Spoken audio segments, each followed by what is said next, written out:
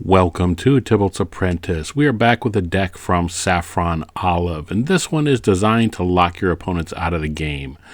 It's a pretty simple deck. You've seen this before, but this time it uses Phyrexian Unlife, and I'm playing with a few cards that I don't normally play with, such as the Dominaria, the Leyline, and so on.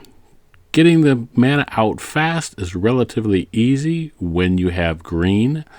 Being able to cast enchantments and hexproof on yourself, definitely a good thing. Let's get this out of the way because I don't want them gaining life.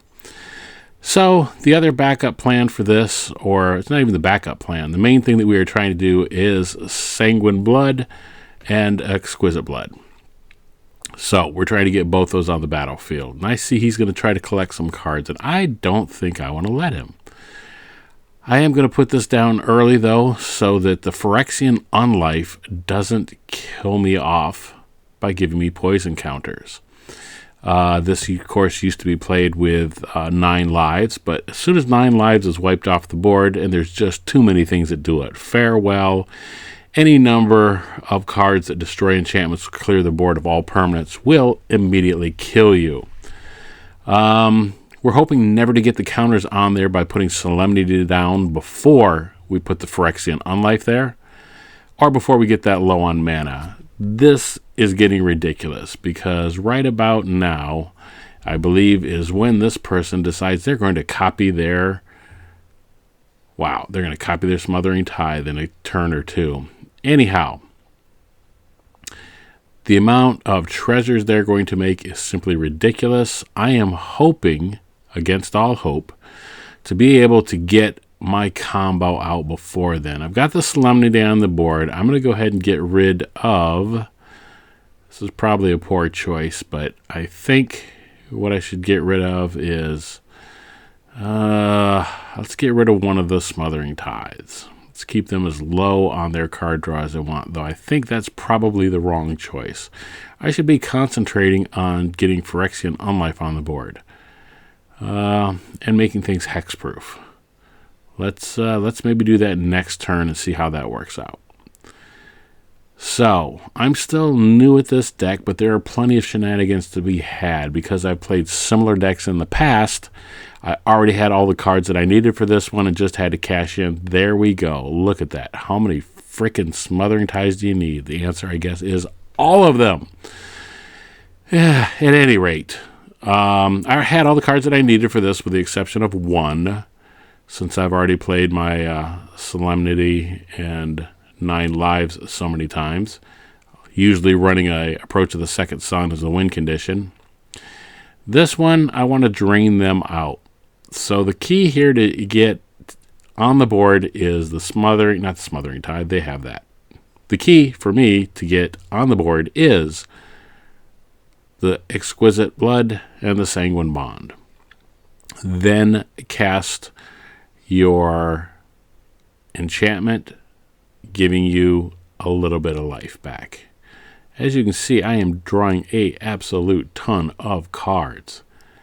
So watch your mana sources and watch what you get down there. Let's make sure and get rid of... Actually, I need the bond on there. Yeah, let's get this on the board. That life gain when I start to draw or play my enchantments can make a difference. Down to 9. I better get that on there quick. I believe what they're going to do is attempt to overwhelm me with tokens. But if I get that Phyrexian Unlife on the board, I'll be doing just fine. Man, they have all the mana they could possibly want. All right, so let's destroy. Does it matter? All right, let's destroy that doubling of the tokens. They've already got a crap ton of. They've got a crap ton of the Smothering Ties on the board. They don't need to double all of those. We'll throw away land cards. I want to. Yeah, you know what? I'm going for broke at this point. Either just win or lose. So let's see what we have.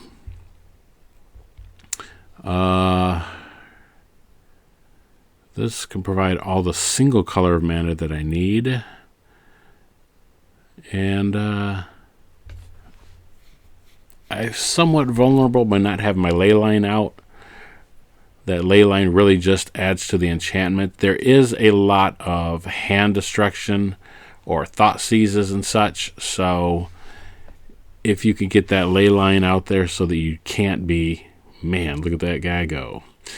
If you can get that Leyline out there to protect yourself from people peeking at your hand, it's okay. It looks ridiculous when you have all these big spells in your hand to start with, but the Sprawling Utopia and the other mana comes online relatively quickly. I think it could be a little bit faster, and I think I could have a Platinum Angel, and I think they knew that they weren't going to get me, especially not being able to put those 1/1 counters on their creatures. Moving right along, let's get into this next game and see what happens. Don't need to cast anything yet. I really don't like seeing blue. My decision is to put this on the board, and I believe that is a bad decision. Not in this game, perhaps. There's one piece of my combo. Let's put this on the board so I can get more mana next turn, or I guess I can get a bird. He gave me the bird. All right, well, I should hold that back until I get my combo in place, until I get the Sanguine Bond, Exquisite Blood onto the board, and then start gaining life. It is very vulnerable early on, unless I have some way of giving it hexproof like this. So far, so good. I have all the on-life I need. Yeah, there we go. I have all the on-life I need. I've got to get Solemnity first. All right, that doubles up, so now everything has hexproof. Another freaking Smothering Tithe. How do you feel about these anime cards? You like them? I'm getting rid of that as quick as I can. There's one piece of the combo. Actually, I've got my winning combo. There we go. Let's get that on the board while we can. We can go ahead and stack those two if we want to put them out, but let's do this, and never forget that will allow you to tutor up what you need. There we go. Let's drop this, and now we can start gaining some life. Have to make sure which one.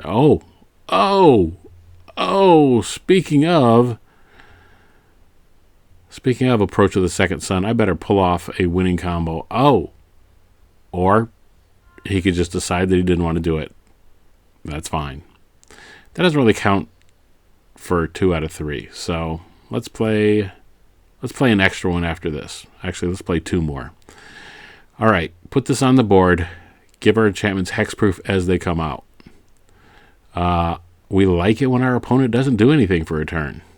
I'll take all the free turns I can get. Anything big comes out, I can always drop. I can always take it off the board. All right, I want to be able to draw. Oh no! Let's do this immediately. And now I think I can draw my card in peace. How rude! Trying to tax me for drawing my cards. Put this on the board. Again, don't play those early. Don't make the mistake that I'm making right now, because they will make you sacrifice or destroy it. All right, fine. That's okay. I can deal with that. Oh, crap.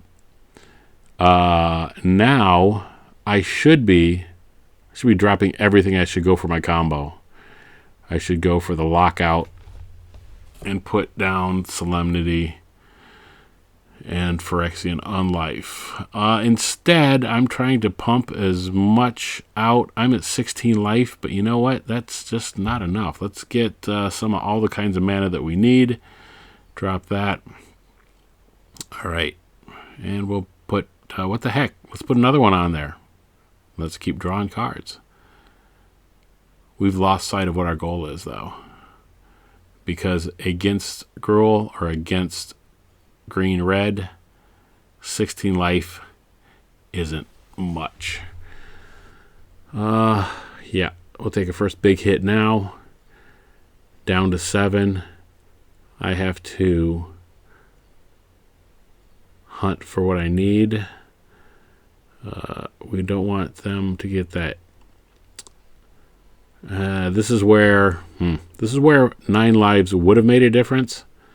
Dropping all this, I am mana short. Yeah, see, I should have been looking for I should have looked for the way to block this out. I bet, yeah, I'm scrounging, I'm digging, clawing my way through my deck. Yeah, that was it. That was dumb. All right. 1 game too quick, 1 game too slow. We'll play this 4th game, see where we fare. Can I scrape out 3 wins? Let's see. We're getting close to the end. Oh, it's up against life gain. All right. I think I can handle life gain if... Yeah, you know what? I might actually tweak this deck a little bit. It's fun for shenanigans. I wouldn't suggest you waste any wild cards on it. And that's waste in air quotes. Dang it. Don't play that too soon. That's waste in air quotes because chances are you're not playing a lot of new cards. You're going to have these... This deck is full of potential shenanigans. And you're always doing something. You have plenty of mana to cast stuff if you do it right. So this is fun to play with if you want to get your mind off stuff and just play Magic. I don't think you're going to see a lot of this in the meta, but it is fun when it starts popping off. I'm not sure that I've even seen it pop off yet. Well, I'm not sure I've seen it pop off yet in one of these videos. Let's do this. We're down to 9. They are gaining life. They're not doing damage. Well, they are doing damage. I'm down to 9. Let's put this on here. Dig, dig, dig. Sure. We'll have black so that we can cast what we need. Get that Unlife on the board. Uh-oh. Have a chat. So, there we go. Got the Phyrexian Unlife. Got the Solemnity. I should be able to absolutely lock out the game from here. We're going to drop this. We're going to get rid of that. Even though I'm not doing creatures, it's demoralizing to see your stuff taken off the screen like that, isn't it? All right. Unless they have and they're playing white, it is a potential. Never mind. Player removal's the best. Anyhow, thanks for watching. Oh, here's what the deck looks like right now. I may make changes to it later.